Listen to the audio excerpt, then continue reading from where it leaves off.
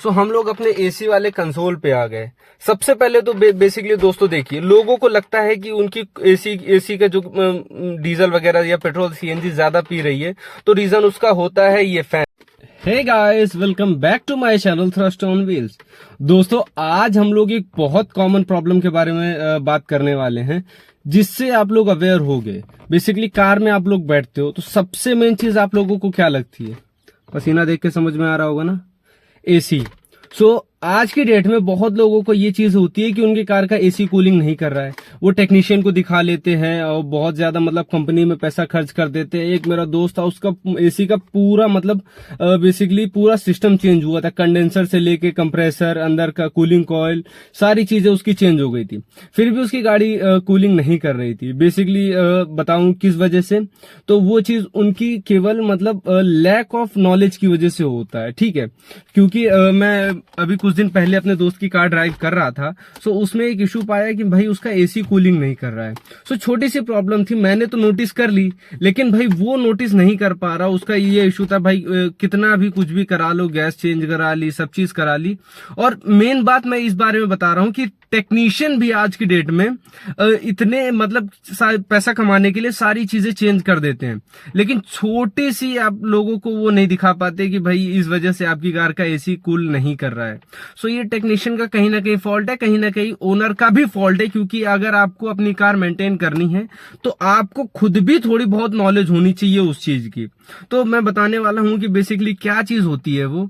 सबसे पहले अगर आपको पता होगा, कार में बेसिकली एसी में कूलिंग और हॉट दो मोड होते हैं। जब हॉट हम लोग करते हैं, हॉट एसी वाला चलाते हैं, बेसिकली ब्लोअर चलाते हैं, तो उसमें हम लोगों के बेसिक उसका कूलेंट का ही वाला उसका फ्लोइंग होती है। लेकिन जब हम लोग एसी यूज करते हैं तो बेसिकली कंडेंसर से जो गैस होती है वो पास होती है, जो कि कूल करके ठंडा करती है। सो जब हम लोग जैसे घर में आप लोग यूज करते हो कि रिसर्कुलेशन मोड होता है, एक वेंट मोड होता है, दो मोड होते हैं। जब रिसर्कुलेशन मोड करते हैं तो घर का एसी भी चिल करता है, और जब वेंट मोड करते हैं तो बाहर की ठंडी नॉर्मल हवा लेके अंदर वो प्यूरिफाई करके डालता है, बेसिकली बदबू वगैरह खत्म करने के लिए। Same works on car.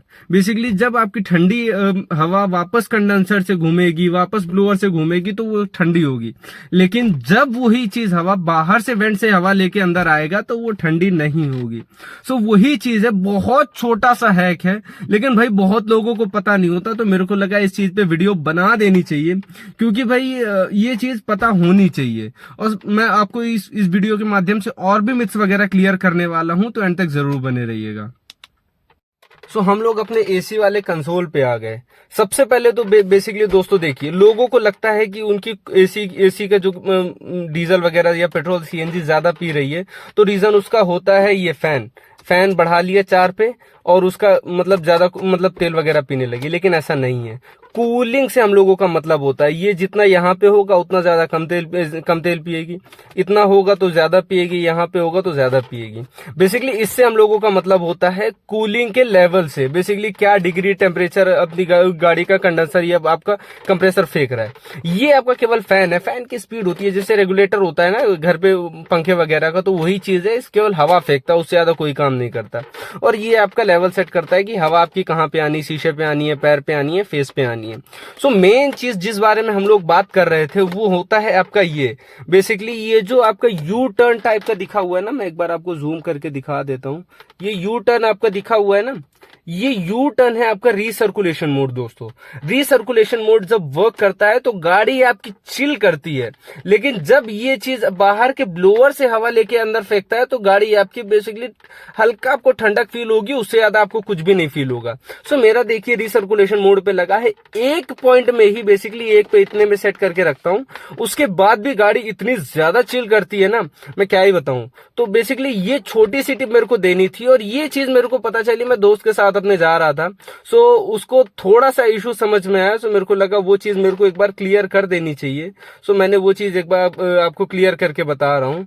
ये चीजें बहुत जरूरी होती है, आपको खुद को पता होना, क्योंकि भाई इसके बिना आप मतलब कितनी भी लॉन्ग ट्रिप मार लो, मजा नहीं आने वाला है आपको। तो बेसिकली ये चीज क्लियर होना भी जरूरी है।